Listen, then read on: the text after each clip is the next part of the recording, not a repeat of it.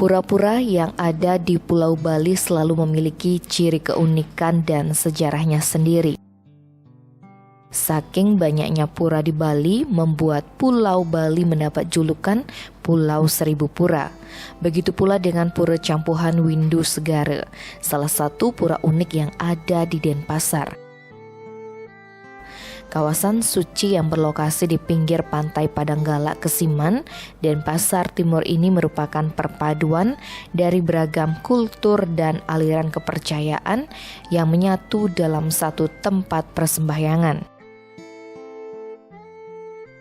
Walaupun keberadaan pura ini tergolong cukup baru, mulai dibangun pada tanggal 7 Juli 2005, namun pura ini cepat dikenal dan memiliki banyak peminat bahkan di masa pandemi COVID-19.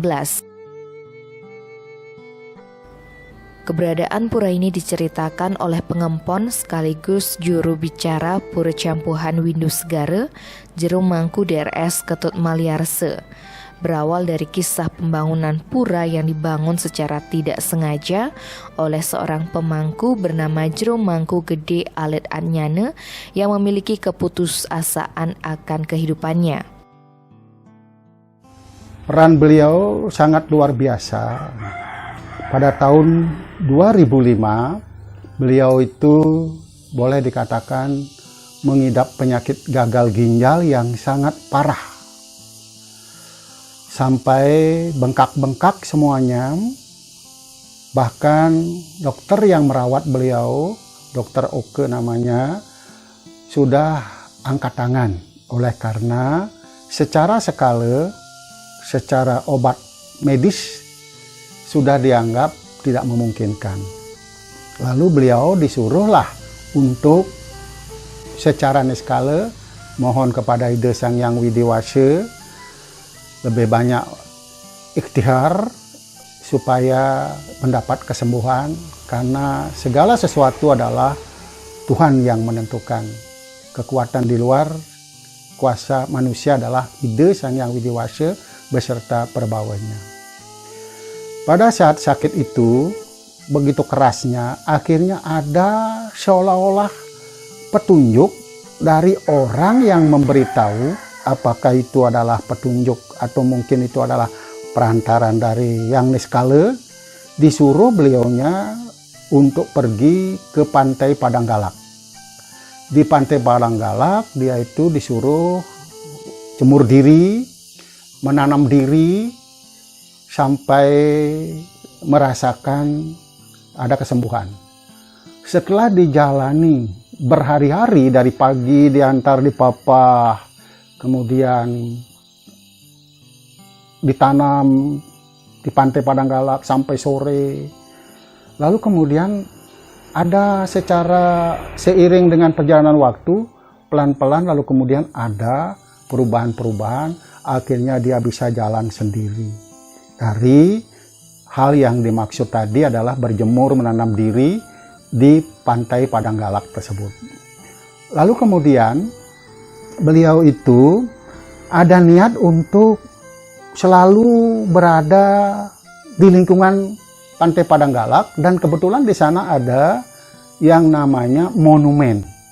Jadi monumen, jadi tempat penguburan mayat dari 11 negara yang jumlahnya kurang lebih 111 mayat, dan ada juga dari Indonesia. Lalu beliau itu berteduh di sana. Kalau kehujanan, di sana berteduh, tidur di sana. Karena keinginan, kemauan kerasnya supaya bisa kembali segar bugar seperti sedia kala. Karena sudah bengkak-bengkak, gagal ginjalnya. Lalu kemudian pada saat tidur, dia mimpi. Ada memberikan petunjuk, disuruh kedatangan seorang perempuan agak tua. Petunjuknya adalah untuk beliau membangun tempat suci di areal itu. Begitu dia bangun, lalu dia berpikir membangun tempat suci di mana. Sedangkan ini daerahnya daerah yang disebut dengan daerah rawa dulunya. Di samping itu juga ada air laut, kemudian ada air sungai. Nah, itu perpaduan itu. kemudian dicobalah diimplementasikan mimpi itu untuk membuat pertama kali dia itu membuat Turus Lumbung di daerah areal itu yang sekarang menjadi pura. Turus Lumbung itu dibangun, lalu kemudian ada yang membantu, ada yang datang, bahkan yang membantu beliau itu bukan hanya dari golongan atau umat Hindu, bahkan berpartisipasi dari agama-agama lain. Jadi umat yang beragama lain ikut membantu, apakah itu memang kekuatan niskala. Lalu berdirilah Turus Lumbung, ada yang maturan, bla bla bla bla bla. Lalu kemudian beliaunya tidur lagi beberapa harinya, mimpi lagi. Mimpi dia itu disuruh membuat pejati untuk membuktikan, karena pejati itu kan simbolis dari kejatian pikiran dan hati benar-benar atau sungguh-sungguh. Lalu beliau bangun, kok disuruh membuat pejati? Nah, artinya karena dia adalah mungkin kekuatan batinnya juga ada dan keinginan sembuh, lalu kemudian diikuti aja itu. Lalu belum sempat membuat pejati, malah di malamnya tidur lagi dia mimpi sudah membuat pejati. Dan pejati itu berisi dia sudah selesai dah, padahal belum.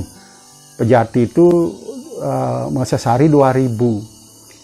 Pada saat akan ngaturang dia, datanglah seorang perempuan itu menegur, kok membuat pejati lagi, hati pikiran itu sudah cukup. Tetapi akhirnya beliau, ya enggak apa-apa, uang 2000 itu dibagi oleh perempuan tua itu, diserahkan kepada Mahaguru yang sekarang sebagai Mahaguru atau disebut dengan Sulingge 1000, dan dibawa lagi oleh yang perempuan itu 1000 dan dimasukkan ke tempat berangkas yang luar biasa. Menurut di impian itu cerita Mahaguru berisi uang sangat banyak sekali.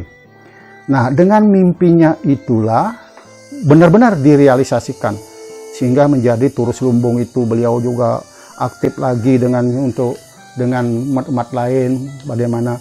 Lalu lagi malamnya mimpi bahwa di Turus Lumbung itu ada pohon kayu yang seolah-olah pohon kayu itu mengeluarkan asap dan asap bersinar api.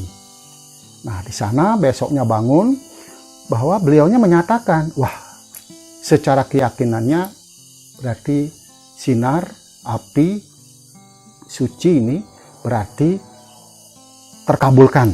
Ya benar. Akhirnya lanjutlah beliau membuat pelinggih-pelinggih kecil dulu, setelah itu bla bla bla bla. Lama kelamaan beliau membuat pura Padmasana dulu yang kecil di sana. Akhirnya diikuti oleh pelinggih-pelinggih yang lain untuk perwujudan sebagai sebuah pura. Ciri khas pura ini adalah sebagai tempat pengelukatan. Tak hanya masyarakat lokal Bali, bahkan masyarakat mancanegara dan umat beragama lain juga datang untuk melukat.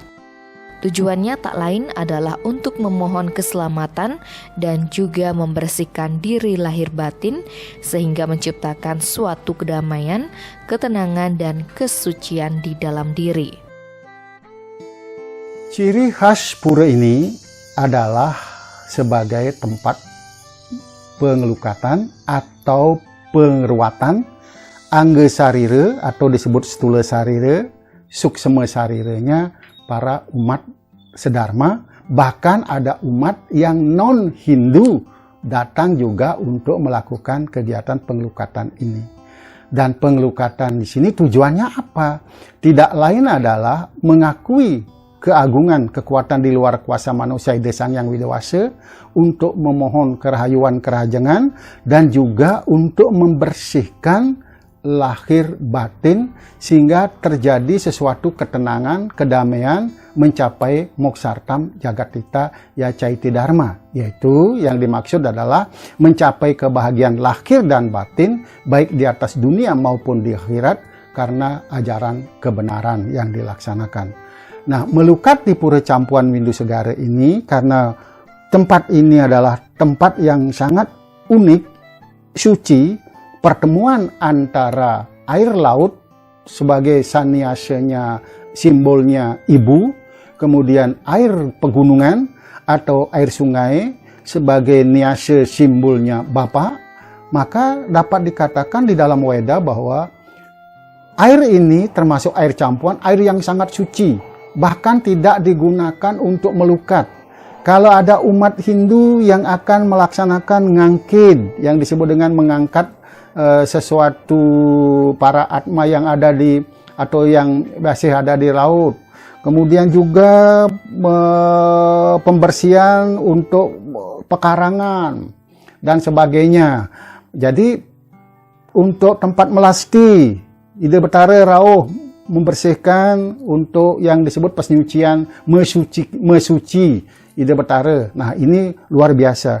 Makanya umat Hindu dan umat yang lain datang ke sana mengakui bahwa tempat ini luar biasa dengan maksud, dengan tujuan pembersihan lahir dan batin sehingga memperoleh ketenangan. Karena di dalam kehidupan adalah hidup tenang merupakan bagian yang tidak boleh dilepaskan untuk mencapai yang disebut dengan kebahagiaan. Untuk urutan melukat di Pura Campuhan Windusegara yaitu: pertama, pengelukatan di tempat pemujaan Ide Sang Hyang Wisnu dengan sarana pejati dan nyoh gading. Pemeda akan dilukat oleh jero mangku dengan guyuran air suci, kemudian dilanjutkan melukat dengan nyoh gading. Pengelukatan berikutnya di Pantai Padanggala, tepatnya di lokasi campuhan atau tempat bertemunya air laut dengan air sungai. Terakhir, pengelukatan di Pura Beji. Pemeda kemudian melukat di Panca Tirta dan Sapta Sindu yang berarti 7 sungai, yaitu Sungai Gangga, Yamuna, Sindu, Saraswati, Narmada, Godavari, dan Kaveri. Setelah selesai melukat, pemeda melakukan persembahyangan di natar atau halaman Pura Beji.